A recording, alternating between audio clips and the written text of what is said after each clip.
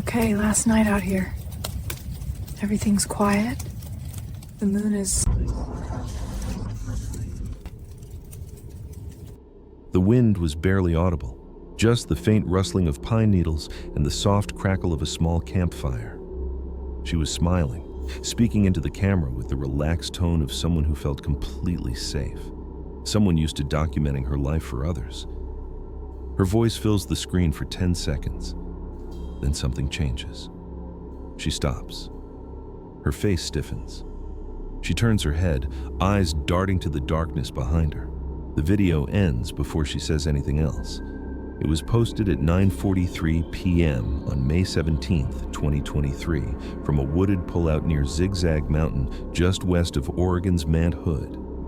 Her name was Jenna Locklear, a 22-year-old environmental science student from Santa Rosa, California.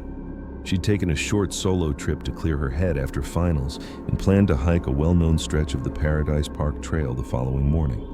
Her gear was organized, her texts were cheerful, her phone was fully charged, but no one has seen her since. What made this case different, and why it continues to haunt investigators and online sleuths over a year later, is what happened during that final Instagram story. Not the visible part, which was mundane and uneventful, but the sound. Audio technicians, podcasters, and even law enforcement have all listened to the same 7-second segment again and again. And what they hear is this, a second voice, low and close, whispering something indecipherable just milliseconds before Jenna freezes. It's not an echo. It overlaps her own words. It wasn't added later. And no one has been able to explain it. Within days of her disappearance, that clip was downloaded, shared, and dissected by thousands.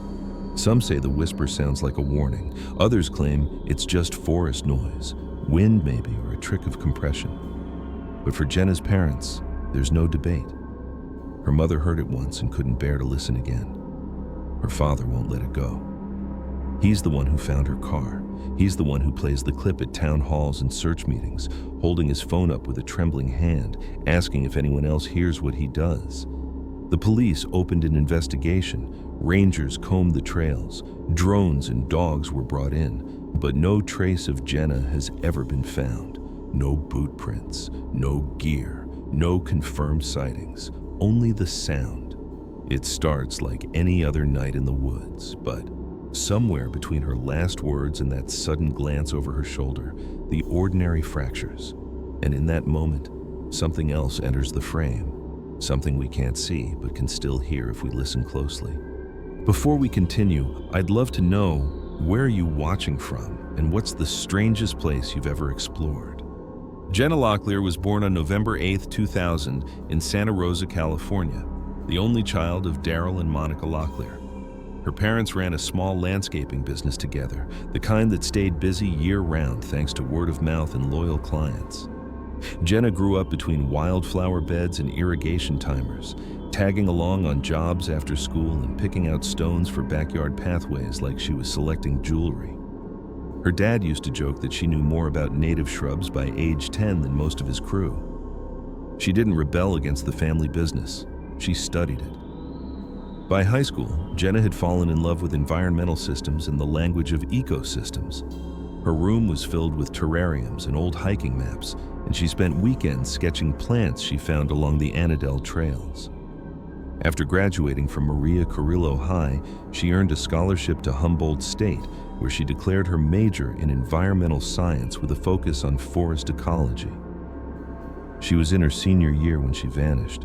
Jenna wasn't famous online, but she had a quiet following. Her Instagram, @JLocklear, was full of vibrant, carefully composed shots from her day hikes and class fieldwork. She had just over 7,000 followers, mostly fellow students, outdoor enthusiasts, and nature photographers. Her captions were factual, reflective, sometimes poetic. She rarely showed her face until her final semester, when she began recording short video logs during her weekend solo trips. Just a pocket of calm, she called them, for anyone who needs it. Her close friends say she was always the responsible one. Not overly cautious, but definitely deliberate. She was the type who brought backup batteries, told someone her route, and double-checked weather conditions before any outing. If she ever went off trail, her roommate Maya said in an interview, it was because she knew exactly where she was going and had already researched it 2 weeks earlier. Despite her grounded personality, Jenna wasn't withdrawn. She had a dry sense of humor, played intramural volleyball, and volunteered with a student-led reforestation group. She was known for late-night tea instead of beer, long bike rides, and a deep, almost geeky passion for mosses and microclimates. Her email folders were color-coded. Her playlists were all named after weather patterns. Her senior thesis was a comparative study on forest recovery after wildfires, and her advisor described her as methodical, compassionate, and unafraid to ask hard questions. The Mount Hood trip wasn't impulsive. It was part of a broader project, a personal one, not academic. She'd been visiting different forest types across the Pacific Northwest during breaks, gathering photos and impressions for a private blog she kept under a pseudonym. The posts weren't about data or science. They were about how each place made her feel. Her last entry, written the night before she left California, was titled "The Sound of Trees Breathing." It ended with a line her parents now cling to. "I don't want to disappear from the world. I just want to meet it more quietly." In conversations with friends, there were no signs of distress, no abrupt changes, no cryptic posts, no hidden relationships. Her digital history showed steady, predictable activity. Messages sent, files saved, calendar reminders set. She'd even RSVP'd to a graduation dinner for June. If there was a warning, it wasn't loud. It was buried somewhere quieter, beneath layers of routine. Jenna's disappearance didn't just fracture her parents' lives, it rewrote them. Her mother now keeps Jenna's room exactly as it was, the laptop still on the desk, a half-filled notebook beside it, pages dotted with fern sketches. Her father's truck hasn't gone a week without driving up Highway 26 since last May. They've spoken at wilderness safety panels and grief support groups, but what they always come back to is this: Jenna didn't take risks. She didn't just walk into danger. Something happened to her, and they believe someone knows what it was. Jenna left Santa Rosa on the morning of May 15, 2023, just after 6:30 a.m. Her car, a silver 2012 Subaru Outback with Oregon plates from a previous internship, was packed the night before. 2 backpacks, a bear canister, lightweight tent, rain tarp, first aid kit, and a GoPro rig she sometimes mounted to her shoulder strap for hike footage. She also brought a moleskin notebook, 2 paper maps, and her usual gear inventory: Garmin InReach Mini, water filter, jet boil stove, and a laminated checklist she updated before each trip. She texted both parents at 7:12 a.m. with a photo of her travel mug and the message, "Mount Hood, here I come. We'll check in when I set up camp."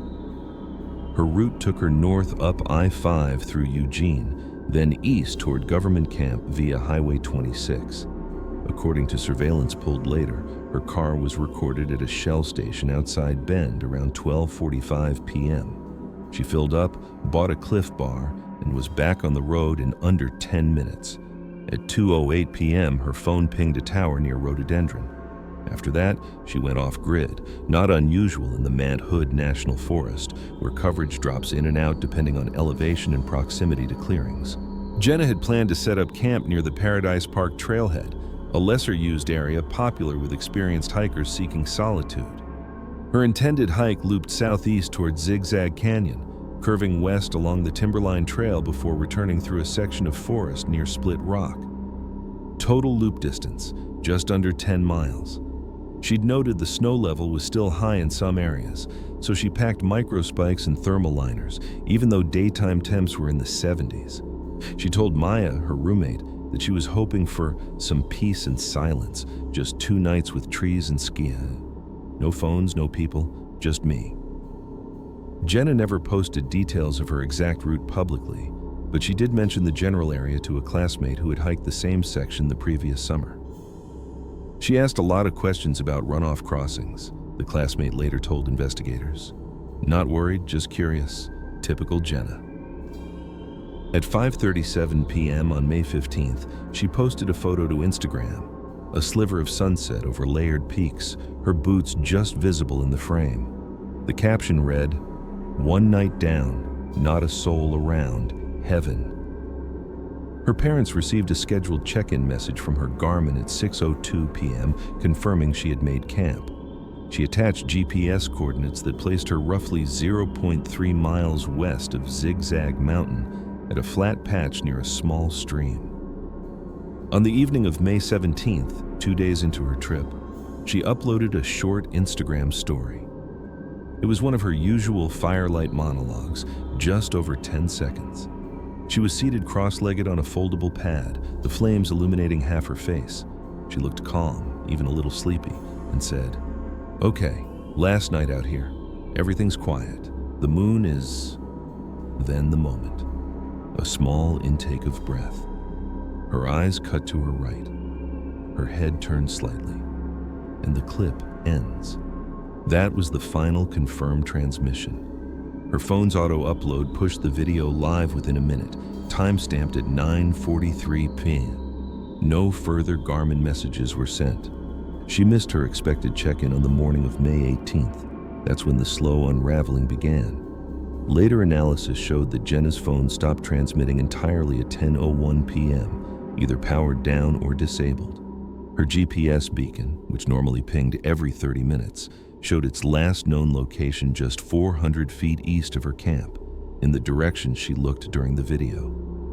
No outgoing activity occurred after that. No calls, no texts, no unsent drafts, just an untouched tent, a single recorded clip, and a directionless silence stretching across the forest. Jenna had planned to hike back the morning of May 18th and be home by nightfall. Her dad called her at 7:14 p.m. when she missed her ETA, straight to voicemail. At first, he assumed a signal delay. By 9 p.m., he had texted her 3 times. At 11:06 p.m., he checked her location via Garmin and saw that the last ping was more than 24 hours old. That's when he knew something was wrong. He started driving north within the hour.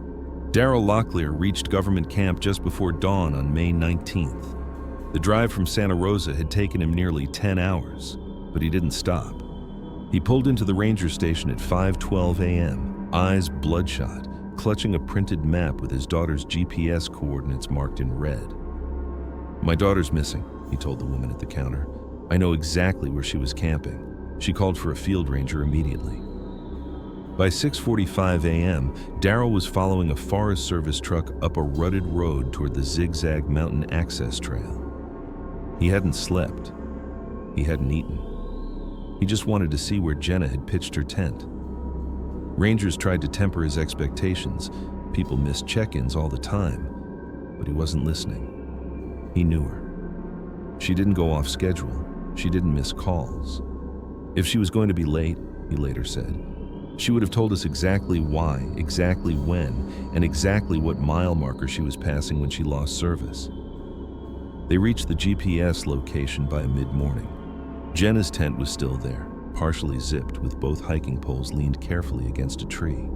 The fire pit was cold. Her jet boil stove was packed. Her sleeping bag was rolled and tucked in its sack. Everything suggested she had begun preparing to leave. But her phone, her day pack, and the Garmin Mini were missing. Also gone, her notebook, her GoPro, and the small mesh bag where she stored trail snacks and camera batteries. There were no signs of struggle, no trampled brush, no scattered gear. The soil was damp from recent rain, but not muddy. Rangers noted a single faint track, possibly a boot print, leading east toward a dense stretch of conifer. It was unclear if it was Jenna's. By 1:30 p.m., the Clackamas County Sheriff's Office had been notified. The National Guard was contacted to coordinate a ground search. Daryl refused to leave the site. He walked the surrounding area alone for hours, calling her name until his voice cracked. A volunteer SAR team arrived before sunset. They did a grid sweep of the immediate half-mile radius. Nothing. No scent hits from the dogs, no gear stashed off trail, no tracks leading to water or steep terrain. The camp seemed frozen in time, ready for departure, but never departed. Maya, Jenna's roommate, was contacted that evening. She confirmed the trip details and sent copies of Jenna's planning notes and maps to authorities.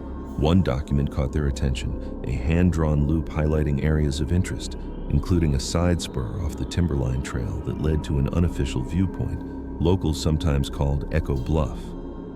It wasn't part of her stated plan, but Jenna had circled it and written a single note beside it. Sound testing? No one could explain the phrase. Could explain. The following morning, May 20th, investigators pulled the metadata from Jenna's last Instagram story. The file had no edits. The location data was consistent with her final known position, but the audio analysis, now infamous, revealed a troubling anomaly. At 9.4 seconds in, a secondary waveform appears under her voice. Experts isolated it, filtered the background noise, and confirmed it is not digital interference. It is not wind. It is a human whisper recorded at close range. What it says has never been agreed upon. Some hear, "Don't go." Others think it's a name. A few argue it's a fragmented phrase, unintelligible but undeniably vocal. What's most disturbing is the timing. The whisper happens before Jenna reacts, not after, as if she heard it live, but we only noticed it later. Law enforcement tried to trace the audio origin, hoping it was an accidental capture from another hiker or camper, but no one else was known to be in the area. The closest campsite was 2.3 miles away, and that group didn't arrive until the morning of May 18th. Jenna's video posted more than 10 hours earlier. Her footage was the only signal activity logged from that GPS grid all night. As word of the mystery spread, her final video went viral. Reddit threads exploded. Sound engineers broke it down frame by frame, but viral attention didn't bring answers. Only more questions, only more theories. The official search expanded on May 21st. Drones flew overhead.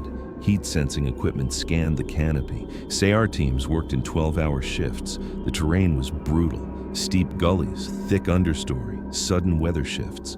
But the teams were experienced. They combed every ridge, every water crossing, every deer trail for miles. Still, nothing.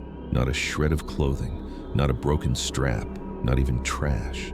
Monica Locklear arrived that evening. She stood at the campsite for nearly an hour before saying a word. Then she asked quietly where Jenna would have gone if she thought she heard something, if she just wanted to investigate a noise. A ranger pointed toward the eastern ridge, where visibility dropped fast after sunset. If she walked more than 100 feet, he said, she'd have disappeared into full black. No flashlight was recovered. The search continued for 9 days. Helicopters, mounted teams, over 50 volunteers. No one found anything. Eventually, the official effort was scaled back. Only the Locklears stayed, driving up every week, placing flyers, asking questions. Daryl started bringing printouts of the audio waveforms to meetings, begging for help. Someone was there, he kept saying. My daughter heard someone. The first official search for Jenna Locklear lasted 10 days, from May 19th to May 29th, 2023, and involved more than 75 personnel across multiple agencies. The Clackamas County Sheriff's Office led coordination with assistance from the U.S. Forest Service, Oregon State Police, the National Guard, and volunteer CAR teams from 3 counties. Each day brought new teams, new grids, new strategies. Each day ended the same way, with no answers. Command was based out of a makeshift operations center in Government Camp. Topographic maps were tacked to plywood walls, covered in ink and flags. Jenna's GPS ping, recorded at 10:01 p.m. on May 17th, marked the center. A radius expanded outward from that point. 1 mile, then 2, then 5. Scent dogs were brought in on day 1. Cadaver dogs joined on day 3. None made any confirmed hits. It was as if she'd stepped off the trail and into a void. The terrain complicated everything. The area east of Zigzag Mountain is steep and fragmented, cut by small ravines and prone to sudden weather shifts. Parts of the forest absorb sound. Even helicopters had difficulty spotting movement under the canopy. Drones equipped with FOLR were launched twice a day, covering a 10-square-mile grid. The data returned consistent thermal patterns, wildlife, tree coverage, residual heat pockets, but nothing human-shaped. Nothing that moved like a person, nothing that held still like a body. The only clue, if it could be called that, came on May 23rd, when a team from Multnomah County Search and Rescue found a small battery pack lodged between rocks near a seasonal runoff channel, approximately 1.7 miles southeast of Jenna's campsite. It was the same brand she used, but there were no markings, no fingerprints, no DNA. It could have belonged to anyone. It had been exposed to moisture. No usable data could be retrieved. The surrounding area was combed aggressively. Nothing else turned up. Investigators examined Jenna's digital footprint extensively. Her phone records ended abruptly, as expected, with the final Instagram upload and the last Garmin ping. No outgoing messages, no unsent drafts, no phone activity since 10:01 p.m. The only anomaly, a faint Bluetooth signal detected by a local hiker's smartwatch on May 18th at 5:26 a.m. while walking a trail more than 2 miles from Jenna's camp. The signal strength was weak, 1 bar, and the connection lasted only seconds. It was recorded as a device named JL22 Track. That was Jenna's default tag on her gear, but by the time investigators swept the area, nothing remained. Whatever caused the signal had vanished. One of the most scrutinized elements of the case was the audio. The whisper in Jenna's final video was reviewed by forensic audio engineers hired by the sheriff's office. Their official report, released June 7th, confirmed that a second human voice existed on the track. Gender and age could not be determined. The voice was less than 2 feet from the microphone, spoke during Jenna's sentence, and was recorded simultaneously, not dubbed, not layered. The waveform analysis ruled out reverb, audio artifacts, and wind interference, but no one could agree on what it said. The phrase spanned 1.8 seconds. Some technicians heard, "Stay quiet." Others interpreted it as "turn around." The most agreed upon reading, though never confirmed, was a breathy, clipped, "I see you." Law enforcement refused to speculate on the meaning. Detectives also explored potential foul play. Jenna had no known stalkers. Her social media accounts were public, but carefully curated. No unusual messages, no threatening DMs. Her last received comment was from a high school friend who wrote, "You're always in the coolest places." The geotag from her May 15th photo had not been shared with anyone. She never posted exact locations, just general regions. But she had marked her gear, and her Garmin tracking link had been previously shared with Maya for safety. That link had not been forwarded. Jenna's parents hired a private investigator in mid-June, Evelyn Pierce, a former field agent with 20 years in missing persons. She retraced every official search route, consulted audio forensics labs, and interviewed rangers who worked the zone. Her findings were disturbing. According to Pierce, several teams reported strange inconsistencies in GPS mapping during the search window. Devices that had mapped out 2-mile loops registered 3.6 miles. One ranger reported that his compass showed due north while facing west. Another noticed that timestamps on his GoPro files jumped backward by exactly 11 minutes during a hike along the Echo Bluff Spur. Environmental interference is real, Pierce explained in an interview.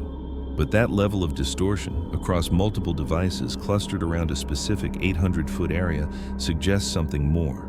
Whether that's geological, electromagnetic, or deliberate, I can't say, but it's not normal. The area near Echo Bluff, marked in Jenna's notes with sound testing, became a focal point. But there was no trail. It had to be bushwhacked. No evidence was found there, just old stone formations, a sharp drop-off, and a strange acoustical quality, the kind where your voice carries further than it should. Pierce described it as the audio equivalent of a hall of mirrors. Authorities didn't pursue the area further. As weeks passed, public interest grew. Reddit threads picked apart the whisper. A sound engineer on TikTok claimed to replicate the distortion using analog interference, but his tests were inconclusive. A conspiracy podcast mapped out other songs, cases of missing hikers near Mount Hood, but none matched Jenna's profile. Solo, cautious, highly prepared, with live documentation that ended in a whisper.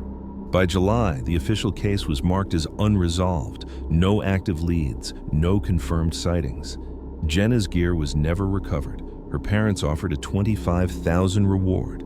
They posted weekly video messages on a site built by friends, asking hikers to submit any photos or dashcam footage from the area between May 15th and 18th.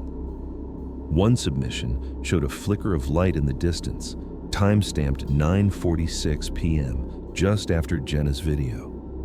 But the image was too blurred, the distance too great. The Locklears began organizing monthly search efforts. Not formal SR, just volunteers, locals, students, hikers who followed the story and couldn't shake it. They formed small groups, split into sectors, and kept looking.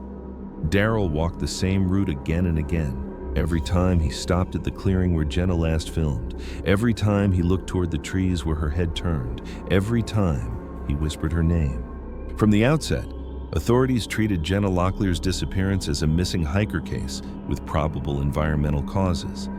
But the longer it went unsolved, and the more closely her digital trail was examined, the less certain anyone became.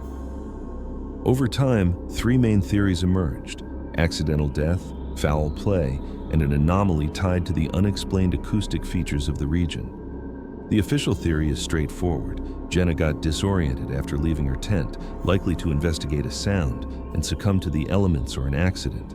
Investigators believe she may have attempted a short hike at night without her full gear, possibly drawn by the same noise that caused her to turn her head in the final video. The dense forest, steep ridges, and unstable footing could have led her to fall into a ravine or hidden drainage trench. Wildlife may have contributed to post-mortem concealment.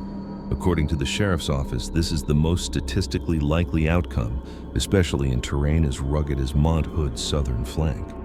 But several aspects complicate this scenario. First, Jenna never hiked at night, not even in groups.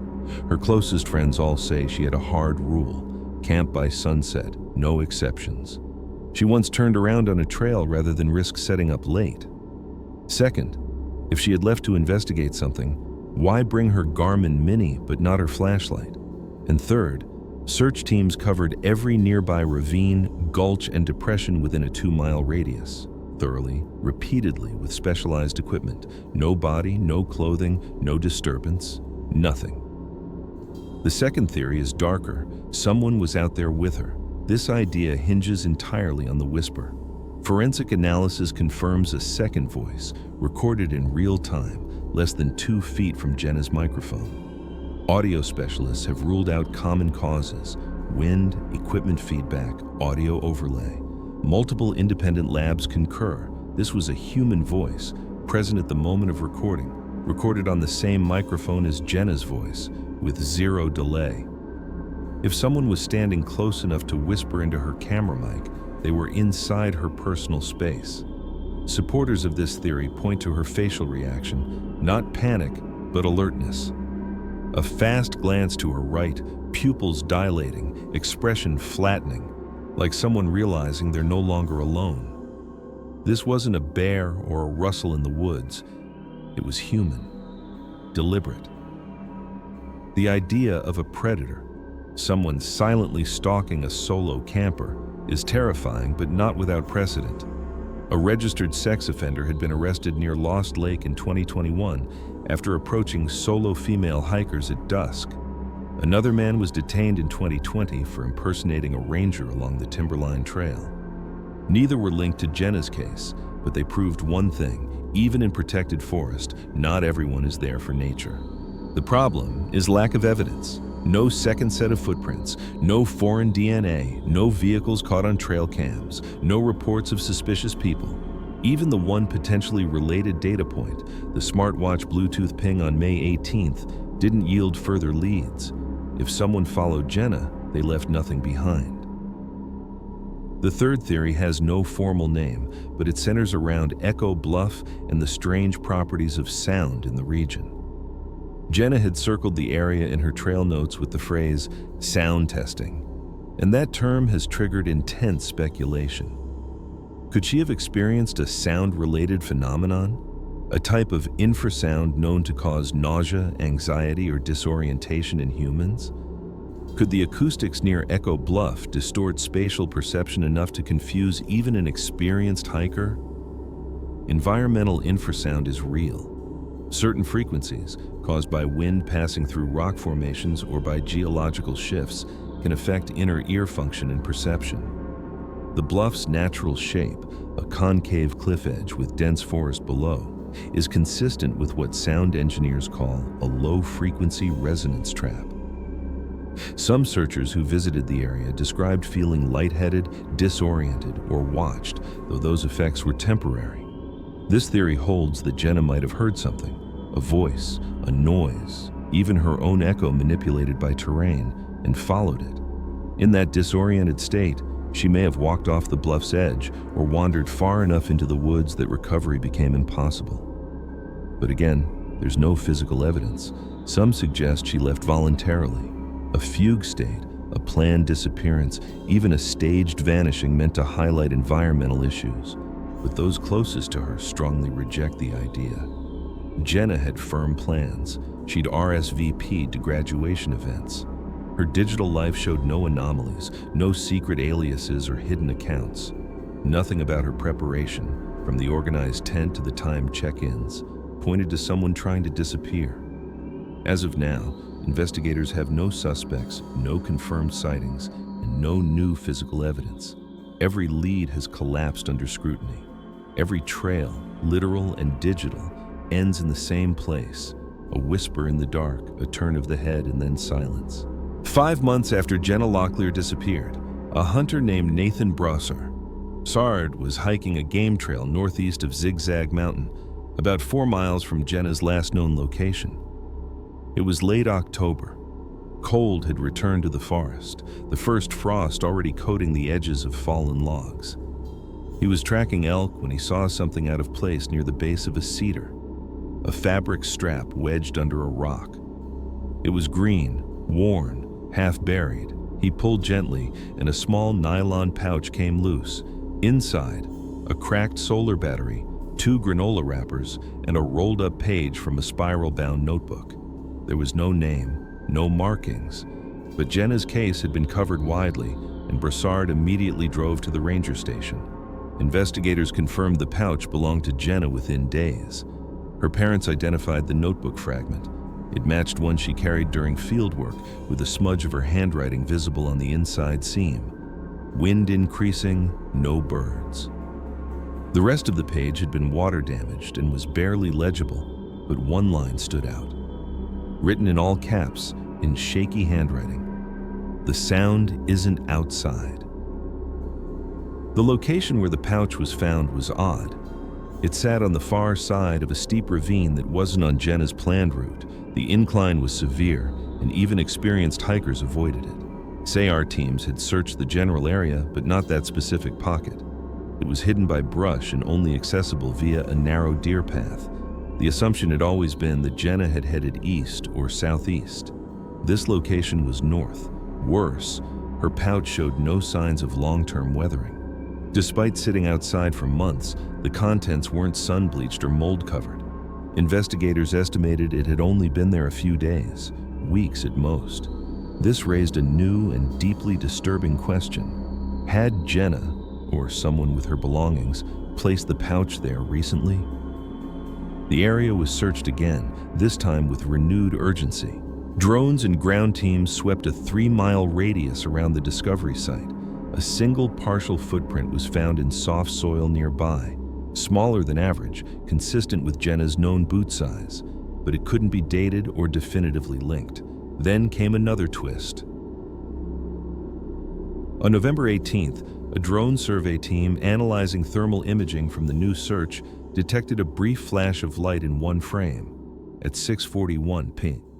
It wasn't fire or wildlife. It looked like a directed beam, possibly from a phone screen or LED.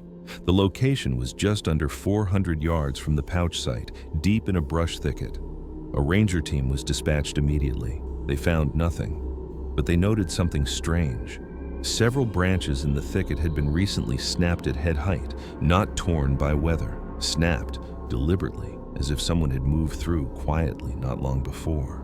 For Jenna's parents, this reopened everything. "If someone's out there, with her or her things, we need to know," Monica said in a local interview. "Because that means she didn't die in May. That means something else happened." Investigators couldn't confirm whether the thermal signature was human. They ran night tests and found that a rabbit at close range could cause similar readings, but they couldn't explain the broken branches or why Jenna's belongings surfaced 5 months after she vanished in a place that seemed almost designed to be overlooked. The note fragment, "The sound isn't outside," became the new focal point. It didn't match Jenna's typical tone. Her writing was usually calm, methodical.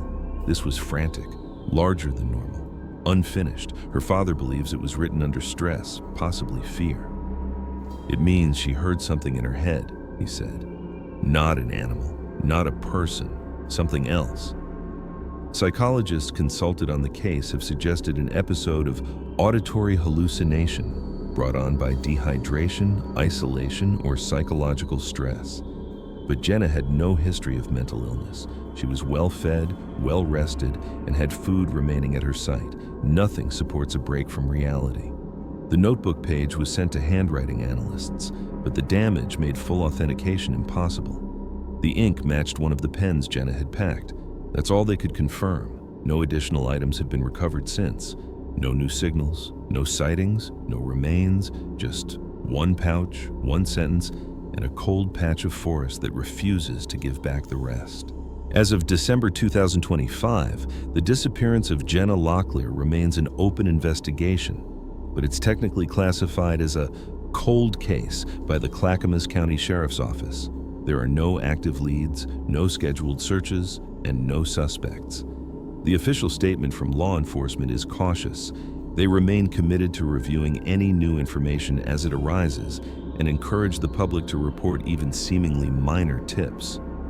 But for all practical purposes, the case has gone still.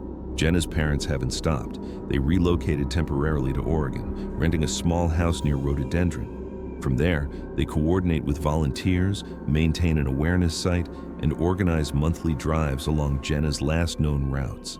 Daryl still visits the trailhead every week. Monica has returned to work part-time but says, "My real job now is finding my daughter." Their website, findjennalocklear.org, is updated frequently.